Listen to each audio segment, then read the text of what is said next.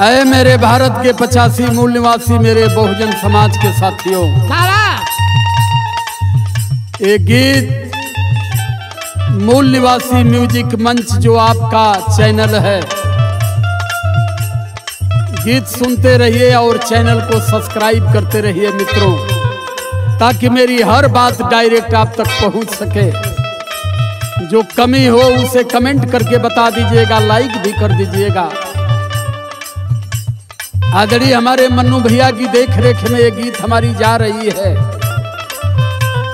और बहुत महत्वपूर्ण गीत है ये गीत। मैं अपने उस युवा हृदय सम्राट चंद्रशेखर रावण के सम्मान में इस गीत को मैं देना चाहता हूं, क्योंकि आज बहुजन समाज पर हो रहे जुर्म मनवादियों के द्वारा कितना भी विषमता हो, लेकिन हमारे बड़े भाई चंद्रशेखर रावण जी पहुंच करके उस परिवार को आश्वस्त करते हैं और ये विश्वास करके विश्वास देते हैं कि आपके इस अन्याय के साथ हम सदैव खड़े हैं। मैं भाई चंद्रशेखर रावण जी को धन्यवाद ज्ञापित करते हुए और भीम आर्मी के जितने भी नौजवान हमारे कार्यकर्ता हैं, मैं सभी लोगों को साधुवाद करता हूं, सादर जय भीम करता हूं, क्योंकि आज इस देश में भीम आर्मी के युवाओं की जरूरत है। गीत मेरी संकेत कर रही है, क्या है? बहुजन कन्हैया डूबल चाहे माझधार हो की, अइल चंद्रशेखर रावण, अइल चंद्रशेखर बन के देखा पतवार हो की, अइल चंद्रशेखर बन के देखा पतवार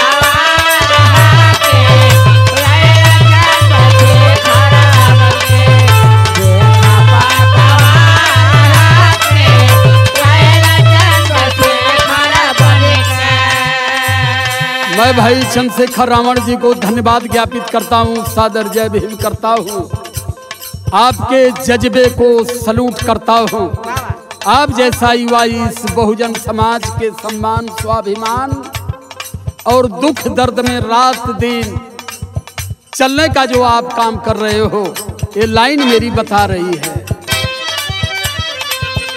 बाबा भीमराव जी का सपना सजावेला,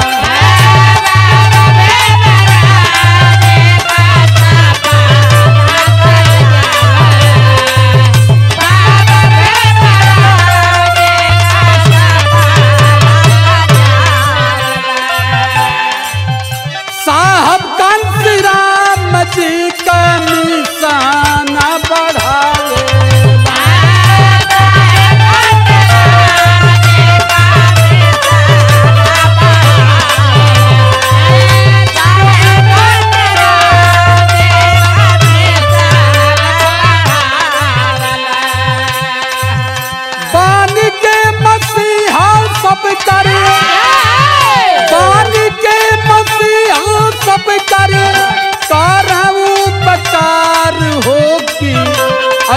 चंद्रशेखर रावण, अइल चंद्रशेखर रावण बन के पतवार होगी,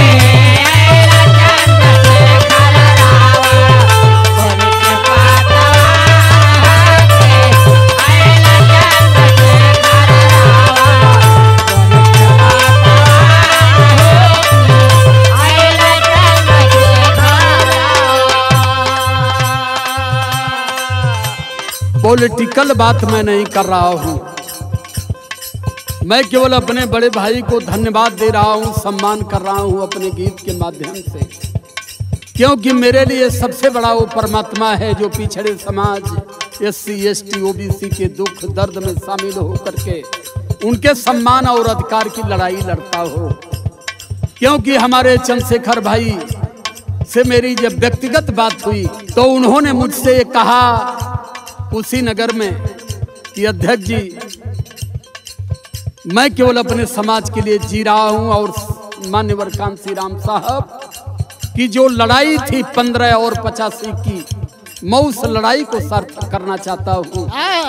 मैं धन्यवाद देते हुए अपने भाई के साथ खड़ा हो गया कि जो भी मेरे साथ टूटी फूटी व्यवस्था है, मैं आपके विचारों के साथ लेकर के खड़ा हूं।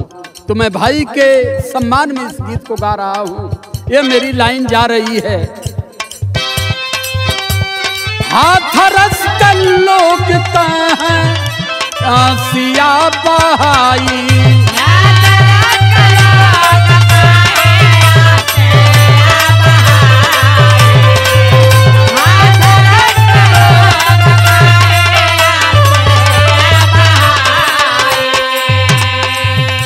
करनी तुहार बाबू का भोना भूलाई।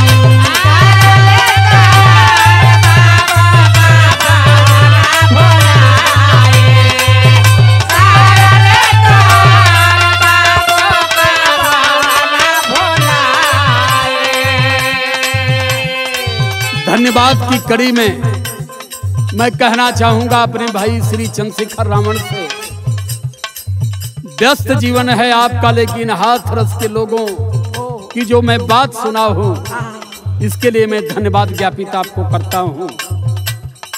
जब मनीषा बिटिया के साथ जुर्म हुआ मनवादियों के द्वारा, तो उस परिवार में सबसे पहले उस दुख को बांटने के लिए आपने वहां शिरकत किया।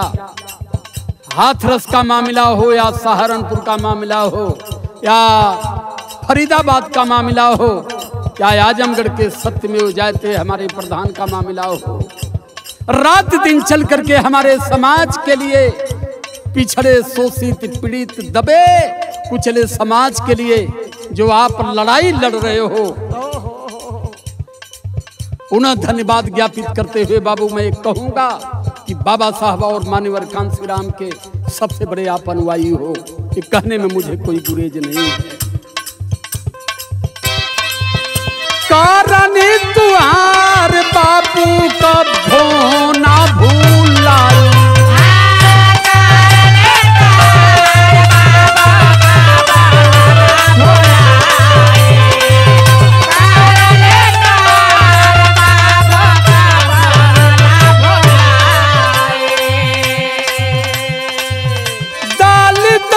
सेवक नाही सहलाया अत्याचार भैया, पिछड़े समाज के तू, पिछड़े समाज के तू भैला पतवार ये भैया, पिछड़े समाज के तू भैला पतवार ये भैया, पिछड़े समाज के तू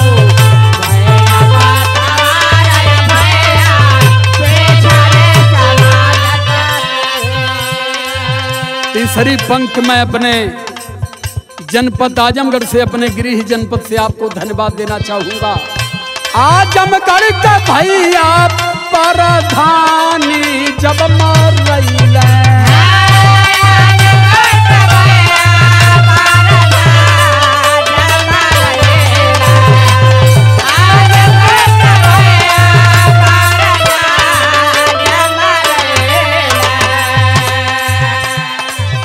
सत्यमेव जयते के घरे रावण अइला,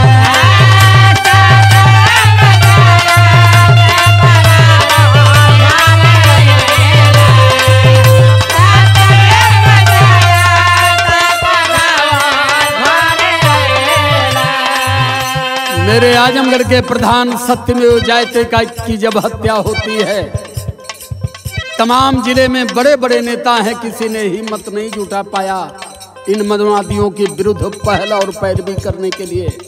लेकिन मेरे भाई श्री चंद्रशेखर रावण जी, मैं कितना आदर सम्मान करूं आपका, पहुंच करके उस परिवार में आपने परिवार को सांत्वना दिया, परिवार की आंस पोछा और आपने एक नई रोशनी वहां जगा दिया कि आपके साथ जुर्म हुआ है और इस जुर्म का बदला इस बहुजन समाज के 85 लोग ले करके रहेंगे, इसमें हम किसी बात का समझौता नहीं कर सकते। क्या है? बहुजन के लोग जागा कई ललकार हो की अइल चंद से खर रावण, अइल चंद से खर रावण बन के पतवार होगी, अइल चंद से खर रावण।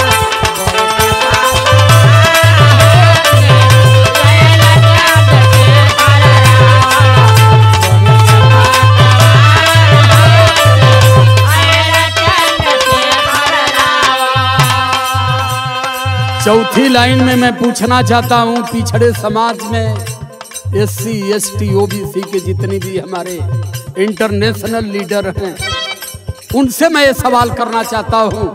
लगातार आप वोट की गणना कर रहे हो, लेकिन पिछड़े समाज पर हो रहे जुर्म की गणना कौन करेगा? लेकिन मैं धन्यवाद ज्ञापित करता हूं भाई चंद्रशेखर रावण जी को। क्या है?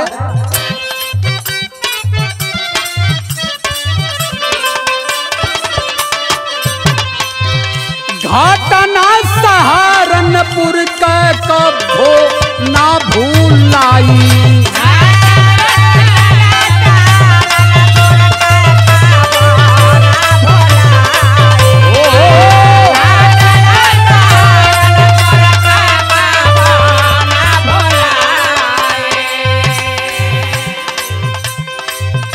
गईल पाल भैया हमारे रावणी देखाई,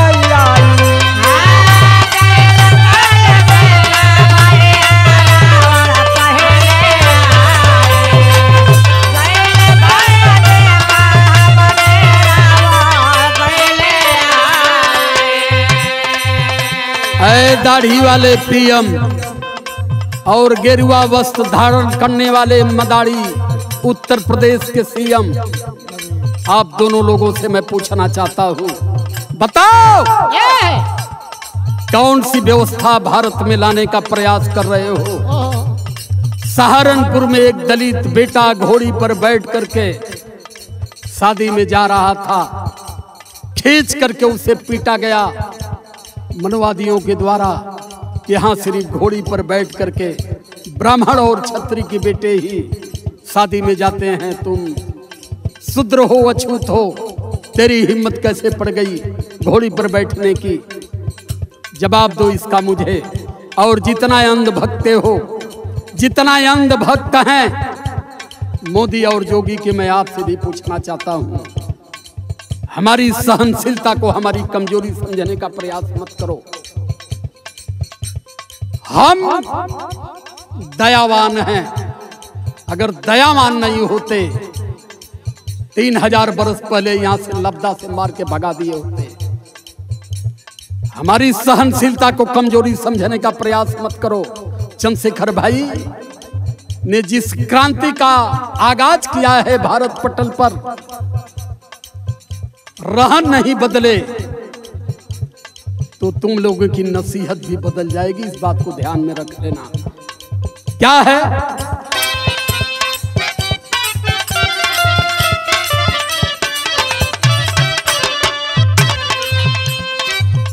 घटना सहारनपुर का कभो ना भूलाई,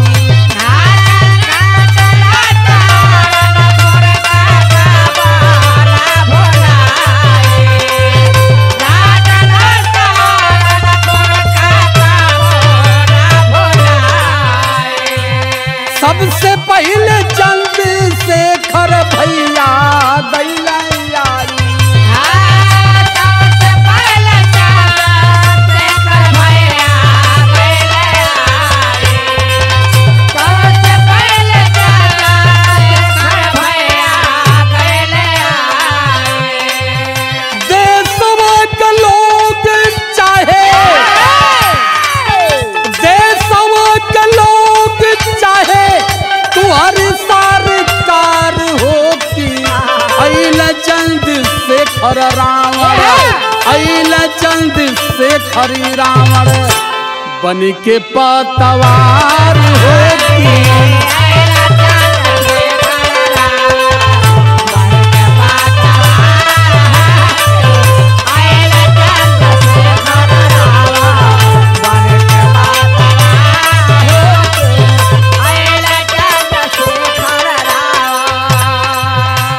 भाई चंद्रशेखर की निष्ठा, कर्मठता, ईमानदारी और इनके द्वारा किए गए आंदोलन को देखते हुए आज प्रदेश और देश की जनता ये उम्मीद कर रही है कि आने वाला हमारे भारत का शानदार भविष्य अगर कोई है तो चंद्रशेखर रावण है। कहते हैं हमारे मास्टर राम पलट जी, क्या कहते हैं?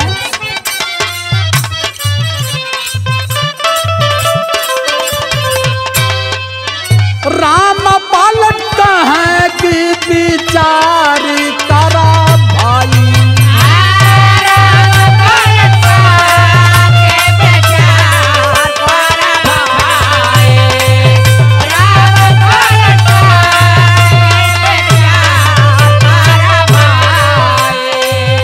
रावण राजकुमार लिहला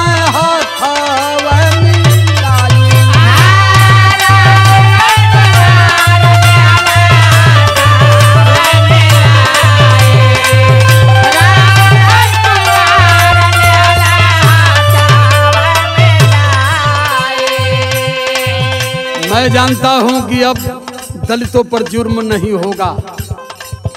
क्यों? हमें सत्ता की लालच नहीं है, हमें अपने समाज की जरूरत है।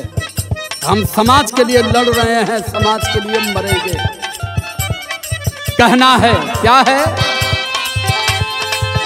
भीम जी का सपना याबा, बाबा जी का सपना याबा, कांसी राम का सपना याबा, ओई सहकार भैया अइल चंद्रशेखर रावण, अइल चंद्रशेखर रावण बन के पतवार भैया अइल चंद्रशेखर रावण बन के